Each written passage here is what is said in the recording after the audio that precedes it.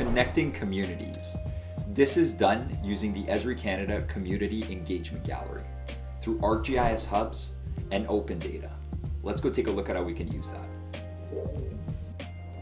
The Esri Canada Community Engagement Gallery allows us to explore how Canadians are collaborating with their communities. As we could see on this page, this could be in the form of open data. This map also gives us an opportunity to look at the communities that are creating hubs to be able to connect the communities together. And finally, we can browse examples of ArcGIS hubs that have been created and uploaded onto the gallery to be viewed. Now I want to take a look specifically at our open data and what's available. So let's go ahead in our search bar, and I'm going to start by searching up flooding to see what data, maps, etc. are available. Here, I can see there's multiple data sets that have been uploaded based off the hubs that are a part of this engagement gallery.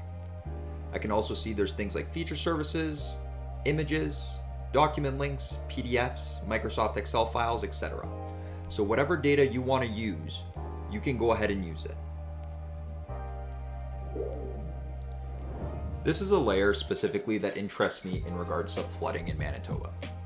This is a map on the Red River flood that occurred in 2011, and the map was provided by the Manitoba government.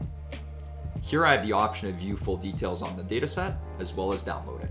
I'm going to go ahead and start by viewing full details. Here I could see what the actual purpose of the layer is, as well as what's included in the dataset and how the data was acquired for it.